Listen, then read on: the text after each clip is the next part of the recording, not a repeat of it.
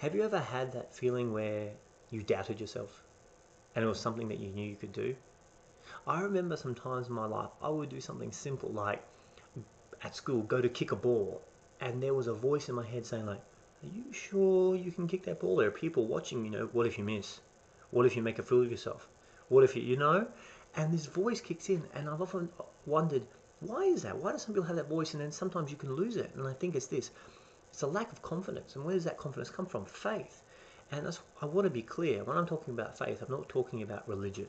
I'm talking about deep confidence and trust in oneself.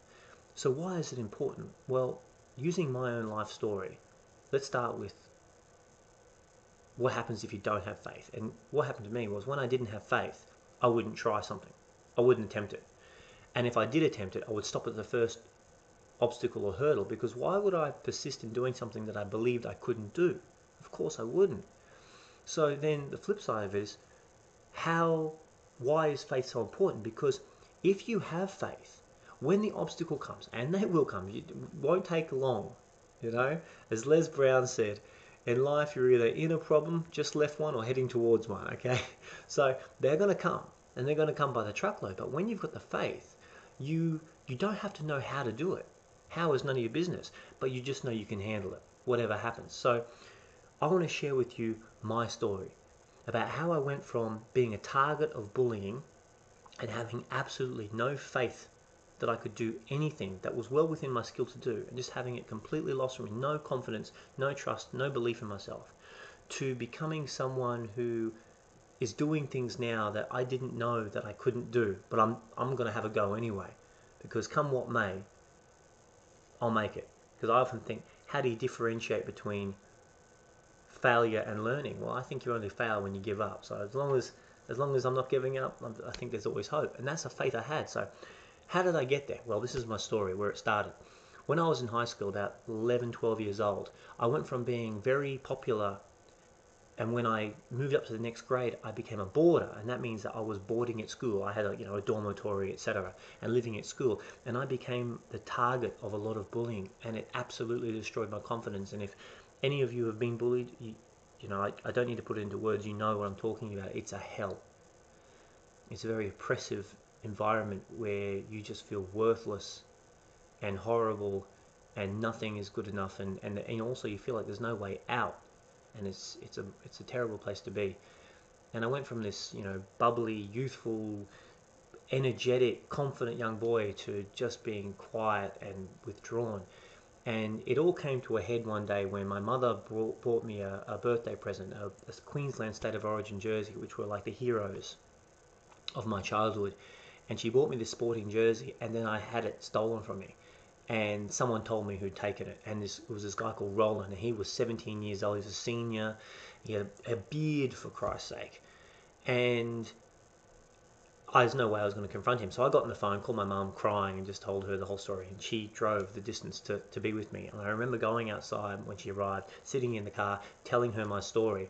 And at the end of hearing my story, her advice to me, I thought she was going to say, put her arm around me and say, oh, there, I'll go inside to help you get it. She said to me, Nicholas, go inside and you get that jersey, and you do not come out here until you have it. Do you understand? And I just thought, you bitch, you're so worried about like what you spent on that jersey that you're going to compromise my safety in getting it. But I also knew my mum, that if she said it, she meant it. So after some back and forth with her, I just knew I had to go. So I went, and I remember walking through the entrance of the tower and standing on the third floor, which is like the middle floor, just thinking, what am I going to do? I stood there for a minute, and I thought, well, I have a choice. I can either face Roland, terrifying, or go back outside, and that was not an option. I couldn't face my mum. So I went upstairs to, I think he was in room 402, and I remember standing there for a moment thinking, what am I going to do? What am I going to do? And we had like a laundry bin where we put all our dirty laundry, and in it was something the seniors literally called a beating stick. So it'd be something like a hockey stick or a cricket bat that had been broken. They just sort of tape it up, and they just use it to give out, beatings to us. And I remember grabbing it and just opening the door, not knowing. And as soon as I walked into the room, I just started swinging this beating stick. I just left, right, bang, bang. Roland was up on a bunk bed, and he's trying to get down, but I was just smashing this thing into anything and everything. And I was just asking, like, where is my fucking jersey? And after like a few seconds of this, he said, I don't have it. And then I asked him where it was. He told me it was down on the first floor with a guy called Adrian. So with that, I left the room, slammed the door behind me, went down, and I remember I walked into the foyer, and there he was on the first floor. There he was with it over his shoulder, like as if it was his or something. And then I just really lost it, and I just came up to him again, swinging it around, banging it into the wall, banging it into the floor, banging into everything, and just telling him to hand it over in not so nice words. And after a few seconds, I remember he just took it off and said, "Take it." Like he didn't want it anymore, not when it was worth that. And I remember grabbing it, putting it over my shoulder, and just walking triumphantly up the stairs, out of the third floor exit, across the bridge to the car with it. And I had like tears in my eyes, but they were like tears of, I don't know, like joy. And I entered that tower like a terrified little boy, and I came out of it. I felt like a conquering hero, and there was nothing I could do. And that was a defining moment in my life that put me on two different paths. Now, how did I have the faith to do that? Well, I didn't have it in myself, but what I did is I borrowed it from someone who had faith in me. My mother knew that what I was facing, I was going to be terrified. I could even get hurt. I remember years later asking her about that, and she said that was the most terrified she'd ever been, because she wasn't sure what was going to happen then, but she knew this. Even if I got hurt, I was going to get that jersey. And that was more important, that development was more important to her, she knew, than what happened to me physically. Like, I needed to go through that, because if I ran then, I would spend the rest of my life running from every single challenge I was going to face. And that would be another hell. So she put me in that situation and said, you need to grow up, and I grew up fast. Now, it's been years since my mother passed away. So how do I cultivate faith in me now? Well, how do you help a child overcome fear? Like, imagine you take a child to a playground and they don't want to leave your side. What do? Well, you say, well, just stand there, just stand at the in the playground with me, and then afterwards, we'll step out a few meters, and then, I heard Jordan Peterson talk something about this. He's got some very good ideas on it. And go further, and then stand over near those kids, and then when you're comfortable there, if you need to come back, that's fine, but if not, just maybe sit on the swing. And what I'm saying is that you start small, because all disciplines are connected. So you start small and then you build on it. And what you find is often when you start a new challenge, there are things that you don't know yet that are going to happen. So don't worry about getting things all right. Just start. And then what happens is when you do it, you'll realize that you've overcome things now that you didn't know were going to exist at the time. And as you overcome, you go, shit, I didn't even know I had that strength in me, because I couldn't foresee this problem. But I came up with the answer somehow, or I came up with the solution somehow, or I've developed myself and somehow I've grown.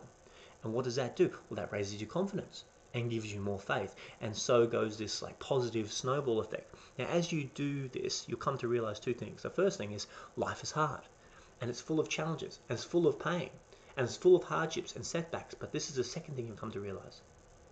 You are more powerful than all of it.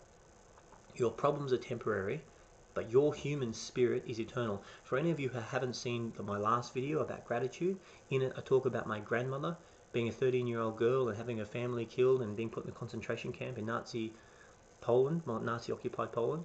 And if you haven't seen it, please go see it. There'll be something there for you. But for those of you who have, you'll know what I'm talking about. This thing builds a faith. Like, I'm not trying to pay you lip service here. You have in you, because of the human spirit, you have in you power and faith and strength that you may not know yet that you possess, but it's there. All right. Now, since then, my faith has been tested many times. I'm not saying that now I have faith in myself, life is easy.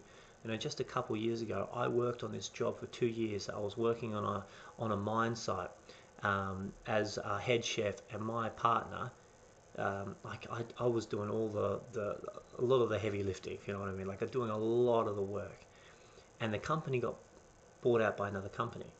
And when they came in, the new company wanted to see who to keep and who to get rid of. And he took the credit for everything that I'd done and betrayed me and left me. And what was worse is that when the company changed over, I lost my job. And my wife was 7 months pregnant with our first child. And I remember 2 months after my child was born, I remember standing in an IGA supermarket, and I was looking at my phone, and I had $37 to buy groceries. And that was the last of the money I had in the world. Now, that was a challenging moment.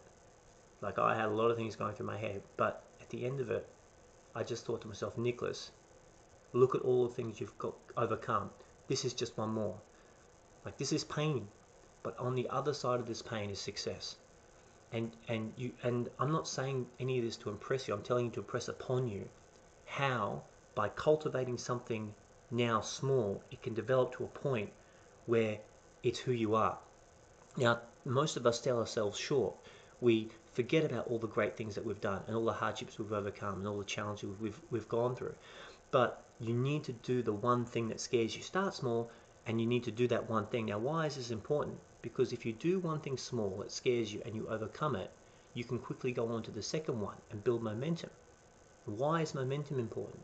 Momentum is so important because a locomotive train at full speed can smash into a concrete wall that's a meter thick and steel reinforced and smash through it and out the other side without even slowing down. But you can take that same locomotive and get a metal rod no thicker than my thumb at standstill and put that metal rod in front of the front wheel, and I'll tell you what, that locomotive is going nowhere. Now, what changed? It's the same locomotive. The only thing is now it can't build momentum. And when you do this, start small and build up and start small and get bigger and bigger, you're going to get this momentum. And you're going to start looking at things, and it's going to change how you view yourself. And the great thing is then there's like this beautiful halo effect, because you'll start looking at other areas. Like, just pick one area of your life that you want to work on, and then as that develops, you'll start looking at all the other areas of your life, and in a flow-on effect, you'll start to inspire others. Now, growing up, so on the faith, I've left you with a few things that I really want you to do, but there's another side. I was able to borrow the faith that my mother had me, but growing up, I had a few people who had no faith in me. I just want to say this: they loved me very much. They often shot me down and undermined my goals and what I want to achieve in life, but I came to realize that they actually loved me very much, but they were scared. They were either so scared that I would try and not make it, and that pain might destroy me, and they wanted to save me from that pain or spare me from that, or they were afraid that I would achieve it and they'd be left behind. And I came to realize later on that they love me, but what I'm saying is, you don't have to listen to these people. Someone else's opinion of you doesn't have to become your reality. So surround yourself with those people who have faith and express faith. Alright? And lastly, guys, I'm just going to leave you with this. Please take action on what I've told you. Please take action. Do something. Start small with a little discipline. Something that scares you just a little bit. Take action and move on to the next one. Please do it, because the alternative is that you do nothing. And I know one thing about life: if you do nothing, you will become nothing. And I don't want that for you. And I know that you don't want that for you either. Alright? With that, guys, I've got to go. Much love to you.